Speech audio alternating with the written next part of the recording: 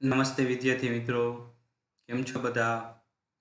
બધા જ વિદ્યાર્થી મિત્રોને મારા જય શ્રી કૃષ્ણ. ધોરણ 12 વિષય વાણિજ્ય વ્યવસ્થા અને સંચાલન, પ્રકરણ નંબર 7 અંકુશ. તો આપણે અંકુશની અંદર અગાઉના વિડીયોની અંદર જોયું હતું અંકુશનો અર્થ, અંકુશની લાક્ષણિકતા અને અંકુશના મહત્વ વિશે આપણે ચર્ચા કરી હતી. હવે ત્યારબાદ આજે આપણે આ વિડીયોની અંદર આયોજન અને અંકુશ વચ્ચેનો સંબંધ, તો કે આયોજન અને અંકુશ વચ્ચે શું સંબંધ છે એના વિશે આપણે માહિતી મેળવવાની છે. આપણે અગાઉ પણ આવી કીધું કે આયોજન રહ્યું એક સિક્કાની બે બાજુ છે, આયોજન રહ્યું બે જોડિયા બાળકો સમાન છે, એ વાત કરવામાં આવી હતી. તો આપણે હવે એના વિશે વિગતવાર અભ્યાસ કરીએ. તો કે આયોજન અને અંકુશ વચ્ચેનો સંબંધ. તો આયોજન એટલે ધ્યેયની સિદ્ધ કરવા માટે ઘડવામાં આવેલી બુદ્ધિપૂર્વકની સૂચિત કાર્યક્રમ. બરોબર? આયોજન એટલે શું? કે આપણો જે ધ્યેય છે ધ્યેય સિદ્ધ કરવા માટે જે પણ રૂપરેખા બનાવી છે, જે કાર્યક્રમ છે, એને આયોજન કહેવાય છે. બરોબર? આયોજન એ બુદ્ધિપૂર્વક થતી પ્રવૃત્તિ છે. આયોજન એ ભવિષ્યમાં હાથ ધરવાની પ્રવૃત્તિઓનું સ્પષ્ટીકરણ કરે છે. ભવિષ્ય શું છે? આયોજન શું છે? તો કે ભવિષ્યની અંદર શું આપણે ધ્યેય સિદ્ધ કરવાનો છે એનું સ્પષ્ટીકરણ કરે છે, ચોકસાઈ કરે છે કે ભાઈ ભવિષ્યની અંદર આપણે આ કાર્ય કરવાનું છે, આ આપણો ધ્યેય છે એ સિદ્ધ કરવાનો છે. અને તે ધ્યેય સિદ્ધ કરવા માટે કઈ પ્રવૃત્તિઓ હાથ ધરવી પડશે, ક્યારે અને કેટલા સમયમાં પૂરી કરવી પડશે, તે માટે કયા સાધનોની જરૂર પડશે, તે અંગેની રૂપરેખા કે યોજના છે. બરાબર? આ ધ્યેય સિદ્ધિ માટે કઈ કઈ પ્રવૃત્તિઓ કરવી પડશે, કે કેટલા વ્યક્તિઓ કરશે, કેટલા સમયે પૂરી કરવી પડશે, તેમાં કેટલા સાધનોની જરૂર પડશે, બરાબર, ક્યારે શરૂ કરવાની છે, આ બધી જ આખી રૂપરેખા જે તૈયાર થાય છે તે અથવા તો કોઈ યોજના એના માટે કરવામાં આવે છે, તેને આપણે આયોજન કહીએ છીએ. આપણે જોયું કે આયોજનનો સરળ અર્થ આપણે જોઈએ કે કોણ કરશે, ક્યારે કરશે, કેવી રીતે કરશે, બરોબર, એને આપણે આયોજન કહીએ છીએ. તો આમ જ્યારે અંકુશ એ ધંધાકીય એકમના આયોજન મુજબ થયેલ આપેલા સૂચનાઓ મુજબ અને સ્થાપિત ધોરણો મુજબ કામ થાય છે કે નહીં તેની ચકાસણી કરી જો વિચલનનો માલુમ પડે તો સુધારાલક્ષી પગલાઓ લેવાની પ્રક્રિયા છે. અને અંકુશ શું છે? તો કે આયોજન મુજબ જે આપણે આપણી રૂપરેખા તૈયાર કરી છે, યોજનાઓ ઘડી છે, બરોબર, આ આપણો જે ધ્યેય નક્કી કર્યો છે, આ ધ્યેય મુજબની કામગીરી થવી જોઈએ. બરોબર? અંકુશે આપણું જે ધ્યેય નક્કી કર્યું છે એ તરફની કામગીરીમાં આગળ વધારે છે. એ કામગીરી કરતા, બરોબર, કોઈ પણ આપણને સમસ્યાઓ આવે છે, વિચલનો આવે છે, તો આ વિચલનો શોધી કાઢવા કે શું સમસ્યા છે એના કારણે આપણા કાર્ય થઈ શકતું નથી, એટલે એવા વિચલનો શોધવા, સમસ્યા શોધવી, એને સુધારવાનો પ્રયત્ન કરો અને પાછી પ્રક્રિયા ફરીથી ચાલુ કરવી, બરોબર, એને અંકુશ કહેવાય છે. જ્યાં આયોજન હોય ત્યાં અંકુશ જરૂરી બને છે, જ્યાં આયોજન છે ત્યાં અંકુશ જરૂરી બને છે, અને જ્યાં અંકુશ હોય ત્યાં આયોજન થયેલું જ હોય છે. એટલે કે આયોજન હોય ત્યાં અંકુશની જરૂરિયાત પડે છે. જ્યાં તમે આયોજન બનાવશો તો એની સાથે સાથે તમારે અંકુશની પણ જરૂરિયાત પડશે, અને જ્યાં અંકુશ હશે ત્યાં અગાઉથી આયોજન બનેલું જ હશે. તેથી આયોજન અને અંકુશ એકબીજા સાથે સંકળાયેલા છે. તેથી આપણે કહી શકીએ કે આયોજન અને અંકુશ એકબીજા સાથે શું છે? સંકળાયેલા છે.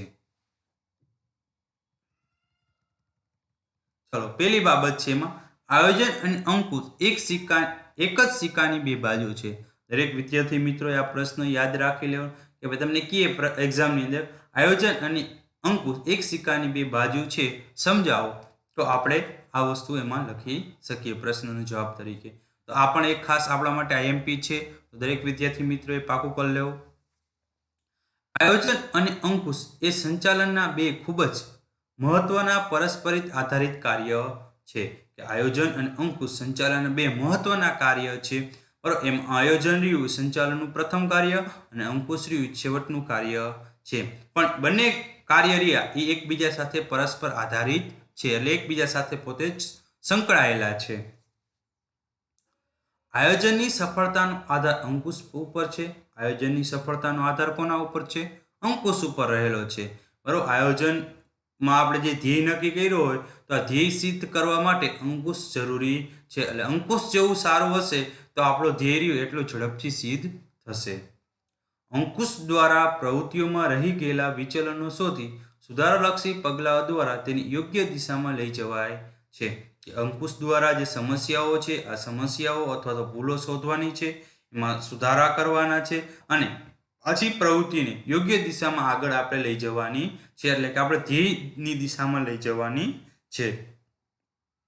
જ્યારે બીજી બાજુ અંકુશનું કાર્ય અસ્તિત્વ આયોજન વગર શક્ય નથી.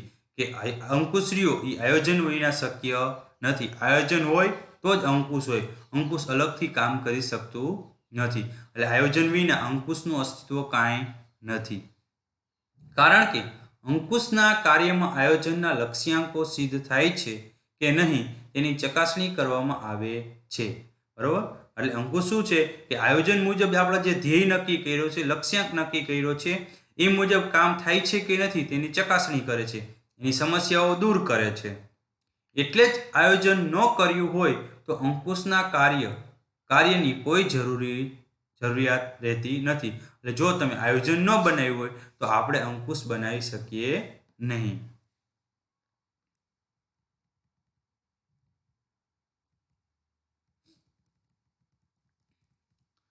ત્યારબાદ પરિવર્તન સામે રક્ષણ. આયોજનમાં જે કાર્યો ઘડવામાં આવે છે, આયોજન દ્વારા જે પણ આપણે કાર્યક્રમો ઘડીએ છીએ તેનો અમલ આંતરિક અને બાહ્ય પરિબળ પર આધારિત છે. આપણે જે પણ આપણા ધ્યેયો નક્કી કર્યા છે, કાર્યક્રમો, યોજનાઓ જે પણ ઘડી છે એના ઉપર આંતરિક પરિબળ અને બાહ્ય પરિબળો ઉપર આધારિત છે. બરોબર, એટલે આંતરિક કંપનીના અંદરના કાર્યો અને કંપનીના બહારના પરિબળો બંને ઉપર આધારિત રહે છે.